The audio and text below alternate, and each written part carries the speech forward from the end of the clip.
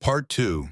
Shadows in the Sand. The desert night was a stark contrast to the blistering heat of the day, the air cold and sharp as it crept into every exposed crack and seam.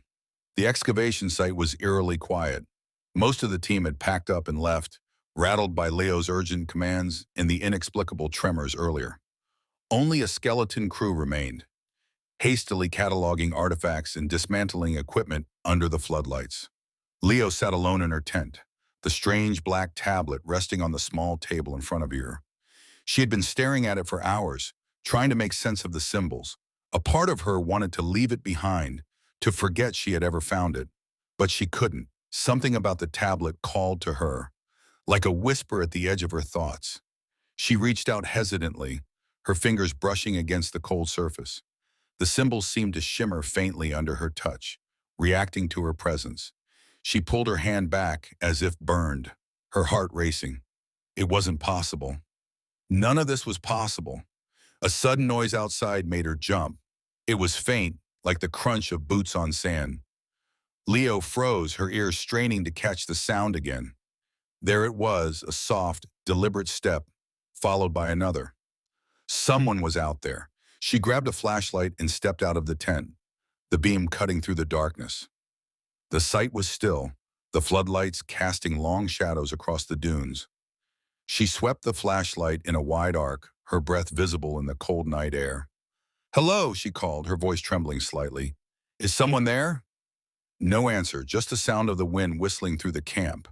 She turned to head back to the tent, but the feeling of being watched stopped her in her tracks. The hair on the back of her neck stood on end as a deep, primal instinct screamed at her to run. Slowly, she turned the flashlight toward the edge of the camp and froze. A figure stood in the shadows just beyond the reach of the floodlights. It was tall and unnaturally still, its features obscured by the darkness. But the eyes glowed faintly, an otherworldly amber that seemed to pierce through her. "Who are you?" Lio demanded, her voice steadier than she felt. "What do you want?" The figure didn't respond. It tilted its head slightly, as if studying her. Then without a sound, it stepped forward into the light. It wasn't human. Its skin was a sickly, mottled green, its limbs too long and thin for its frame. Its face was smooth and featureless, save for the glowing eyes and a slit-like mouth that curved into a chilling smile. Lio stumbled back, her flashlight shaking in her hand. "Stay back!" she shouted, her voice breaking. The creature took another step forward, its movements unnervingly fluid. Lio's mind raced. She didn't know what it was, but every instinct told her it wasn't friendly. She turned to run, but before she could move, the creature lunged. A blur of motion erupted from the side, slamming into the creature with enough force to send it sprawling. Lio stumbled and fell, her flashlight rolling out of her hand as the darkness consumed her. She heard the sound of a struggle, flesh striking flesh, a low growl that sent shivers down her spine. Scrambling for the flashlight, she swung the beam toward the fight. The creature was locked in combat with a man who moved with inhuman speed and precision.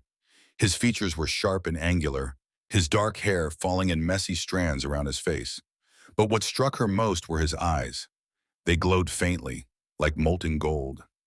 The man drove his fist into the creature's chest, sending it skidding across the sand. It let out a guttural screech before dissolving into a cloud of ash, carried away by the wind. Lio stared in shock as the man turned to face her, his eyes dimming to a more human hue. He was breathing heavily, his hands clenched into fists. For a moment, neither of them spoke. "You need to leave this place," he said finally, his voice low and urgent. "It's not safe." Lio struggled to her feet, her mind reeling. What was that? And who the hell are you?" The man hesitated, glancing around as if expecting more creatures to appear. "My name is Cade," and he said, "and that thing was a reptilian, one of many that will come for you now that you've found the tablet." "How do you know about the tablet?" she demanded, her fear giving way to anger. "What's going on here?" "There's no time to explain," Cade said, stepping closer. "They're watching you, Leora. They've been watching you for a long time." Her blood ran cold at the sound of her name. "How do you know my name?" Cade didn't answer. Instead, he grabbed her arm, his grip firm but not painful. "We need to go. Now." "Go where?" she asked, pulling back. "I can't just leave. My team—" "Your team is already gone," Kate interrupted. The ones who stayed behind won't survive the night if we don't move. As if on cue, a blood-curdling scream echoed through the camp. Leo's heart leapt into her throat as she turned toward the sound. One of her researchers was running toward them, his face pale with terror. Behind him, three more of the creatures emerged from the shadows, their glowing eyes locked on their prey. "Run!" Kate shouted, pulling Lio with him. She stumbled but managed to keep up as they sprinted toward the edge of the camp. The creatures gave chase, their movements unnaturally fast and graceful. They reached a cluster of supply crates, and Cade shoved her behind one. "Stay down," he ordered, drawing a long blade from a sheath on his back.